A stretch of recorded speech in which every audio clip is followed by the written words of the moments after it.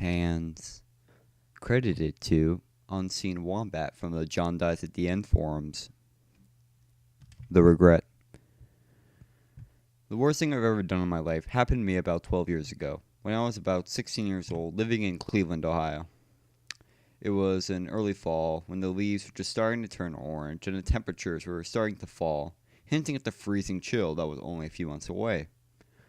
School had just started, but it had been going on for about a month now, so all the excitement of going back and reuniting with old friends had been replaced with the realization that we were captives in a place that only wanted to load work upon us.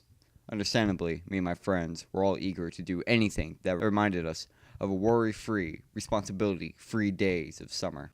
Earlier that year, about the time the last school year had let out, one of my friends from work, McDonald's, which some people think is lame, but I always had a great time there, had taught me the technique to make yourself pass out with the help of an assistant. It worked something like this. One person would rapidly take 10 deep, heavy breaths, and then on the 10th, squeeze his eyes shut, hold his breath as tightly as possible, while crossing his wrists over his heart. The assistant would then give the person a big, huge bear hug from behind and squeeze the person's wrists into his breastbone.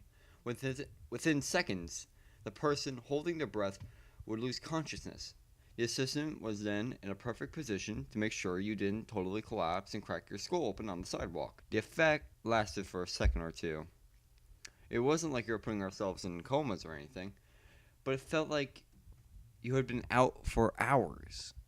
And when you came to, you did this disoriented feeling of not knowing where the hell you were, and you were doing something there that was awesome. Now, I know some people are like, what the fuck, are you fucking retarded? And yeah, I know, we were probably killing about 1 million brain cells each time we would knock ourselves out. But I think my memory has suffered for it.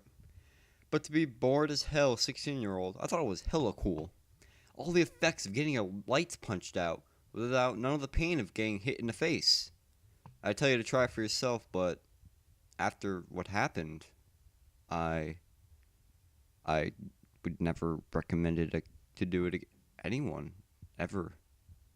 One interesting side effect of doing this, which was really most of the reasons why we did it, was that while you were out, you would have extremely lucid, vivid dreams, which you could always recall upon awakening. After all, you were only asleep for 2 seconds. We were good kids, had never and would never try drugs, so to us this was like the poor man's LSD.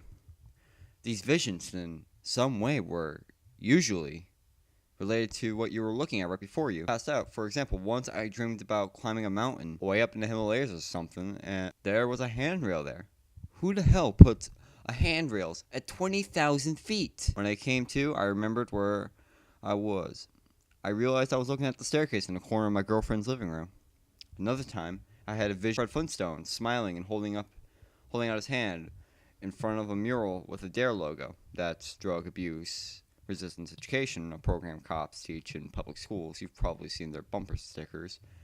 Woke up and saw my friend Brett had been standing there in front of me before I slipped into dreamland, and that logo was on his shirt. Where Fred Flintstone came from, I have no idea. The visions were always mundane, things like those, unways, until that one day.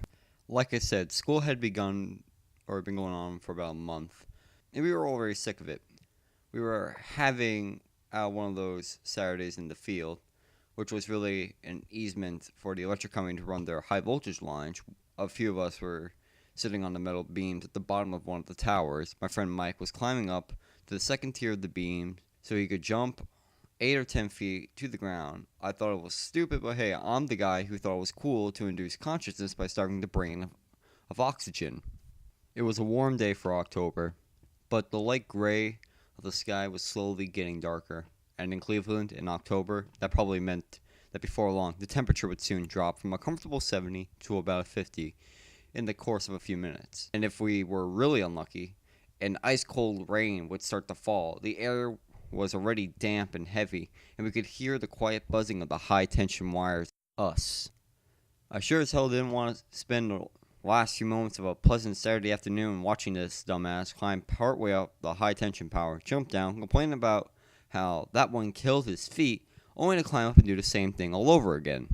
Hey, let's make ourselves pass out, I said. By that time, it wasn't as much fun as it had been earlier that summer when we first discovered it, but it was a hell of a lot better than what we were doing. Vince was up for it, so was Richard, but Mike, the guy jumping off the tower, said, "What the fuck are you talking about?" "Holy crap, you haven't been knocked out before?" Vince asked. "No," was the response. Mike had been at his mom's house all summer, so he hadn't been in all the fun that we've been having. "Dude, you gotta try this. Watch, we'll show you." Vince and I got off the tower, stood in the grass at the center, and I did the customary 10 deep breaths, and I squeezed my eyes shut and held my breath so hard they hadn't been shut, they'd probably popped out of my head. Then I felt my friend clamp down on my arms in front of my chest, and suddenly, as if there was nothing more natural in the world, there was a giant lobster climbing around a cage, and I was under the ocean, with seaweed growing from the sandy bottom under my feet. The next thing I remember, I was awake and Vince and Richard were asking me, "Dude, what did you see? What'd you dream?" The back of my head was killing me. Fuck, did you let me fall? I wasn't really that heavy, but Vince was pretty weak. He just stood there looking guilty, and Richard told me he had. "What'd you see, though?" he asked. I rubbed my head and said it was a lobster. It was pinching Vince's head off with its claws. I turned to Mike, watching from the L-shaped beams above, and said, "See, it's fucking awesome." "Whatever, I don't trust any of you do that shit to me." "Come on, man, you gotta try it. It's no more dangerous than what you're doing right now. I promise, I won't let you fall like this bitch did." He squinted in the way people do when they're trying to decide if what they're thinking of doing is worth the risk or trouble. He jumped down for the one last time, got up and finally said, "Fine, once." If he had only thought a little longer, or just flatly refused. He repeated the 10 deep breaths with me as the assistant to make sure he didn't fall. He held his breath, and I helped him slip into the other place. It's something I've regretted ever since, that. And when I think back all the things I wish I had done differently in my teenage years, girls I should have tried for, classes I should have tried harder in, all the things I should have done, putting him in that bear hug and squeezing him into unconsciousness is the thing I most regret. I felt the dead weight shift from his feet onto my chest, and he was a pretty big guy. I made sure to let him down easy, not to knock his head against the hard, packed earth. Just as I laid him on the grass, he came back. He woke up screaming. "Fuck! Fuck! Holy fuck! Get the fuck away from me! Get it away! Get it away!" He screamed as he leaped to his feet and flailed his arms around his head. We all jumped back, afraid of being hit in his frenzy, but more afraid of, so scared, almost shit our pants of what we were seeing. After about 5 seconds, which is about twice the time it takes normally for the person to realize where they're at and remember what they were doing, he slowed down. "Shit, shit, holy shit." He was breathing heavily, gasping deep breaths, and hunched over in a corner of the tower. It's a wonder that in his maddened state he didn't run right into the supports and knock himself out for real. But he just stood there, bent over at the waist, and then fell to his knees. With his back turned to us, he started rocking and wriggling his hands and muttering to himself. "Holy motherfuck," said Vince. "What the hell did you see?" But Mike didn't answer. We approached him slowly. As we drew near, we could hear him quietly sobbing. In our macho world, that was normally a crime punishable by death. But at the time, of course, we didn't say a word. I reached out a hand to his shoulder, but as soon as I touched him, a touch so tentative and light that he shouldn't even be able to feel it, he shrieked and jumped away, clanging his back against the corner of the tower. He pressed up hard against it, staring at us with a look of terror in his eyes, so real you'd think we were demons from the pit of hell. If in those few moments I thought that he was putting on to fuck with us, that look put all my doubts to rest, and what happened afterwards, of course. None of us said anything, but after about 10 minutes, Mike had calmed down enough that Richard was able to coax him to his feet and lead him back to his house. As I suspected, the temperature had fallen like crazy. In just a few minutes, and as I would figure, the freezing cold drizzle started to fall. I told Vince I was just going to go home, and I'd see him tomorrow. We always spent the evenings on rainy days playing Mortal Kombat on our SNES.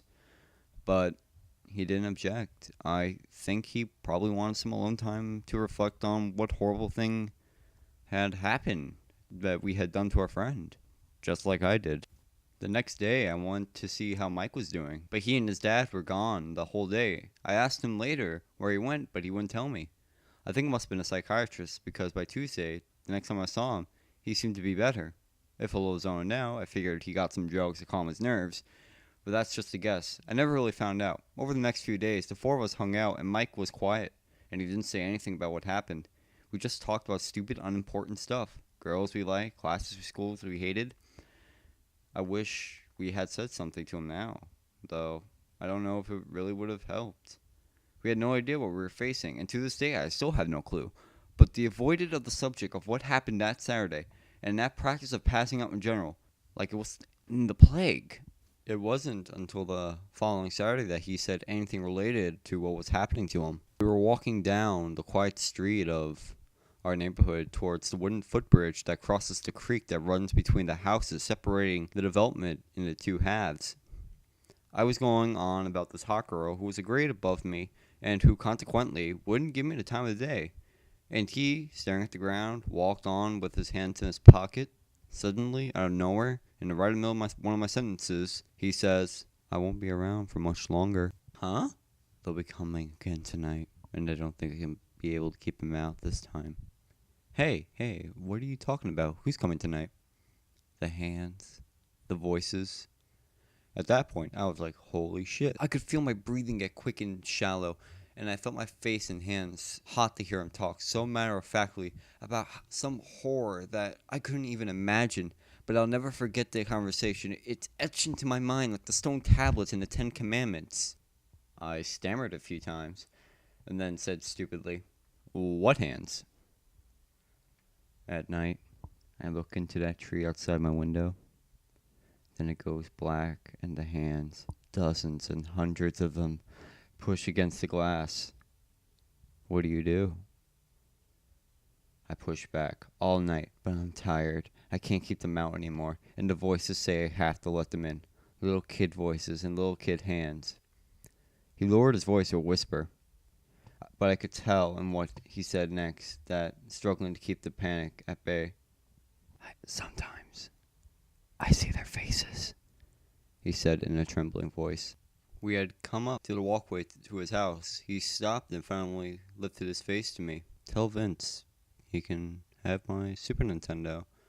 He don't have one, and his mom sure as hell won't buy him one. Richard can have my CDs. I know you guys don't like rap, but he does."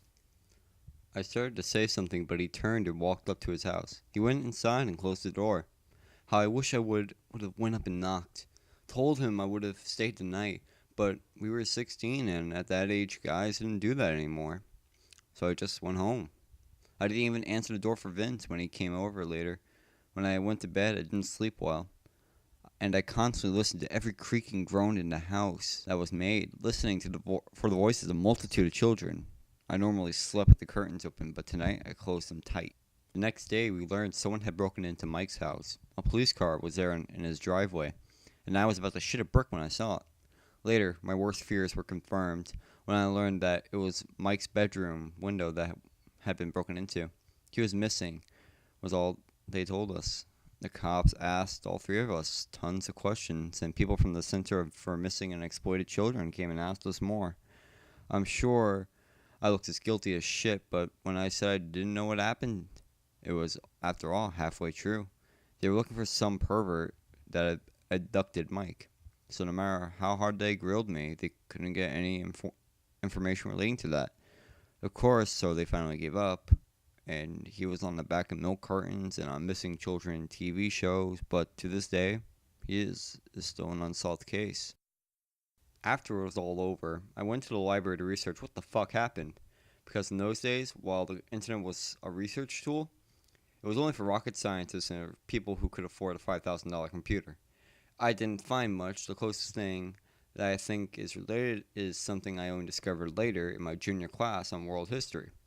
Apparently, Egyptian priests used to seal themselves in coffins for just long enough time to almost die. They would be resurrected so they could relate to the things they saw in the netherworld, while dead to the other priests. I can only figure that perhaps the electricity in the air or the weather made Mike go under deeper than we have ever bygone experience, like something like that, what the Egyptians priests had. But Vince knocked me out too, in almost the same spot where Mike was standing when I did it to him. Could he have just been more receptive to the call of the other place, or had knocking my head on the ground somehow jolted me free of their hold? I don't know, and I don't think I ever will, but sometimes it still makes me shiver.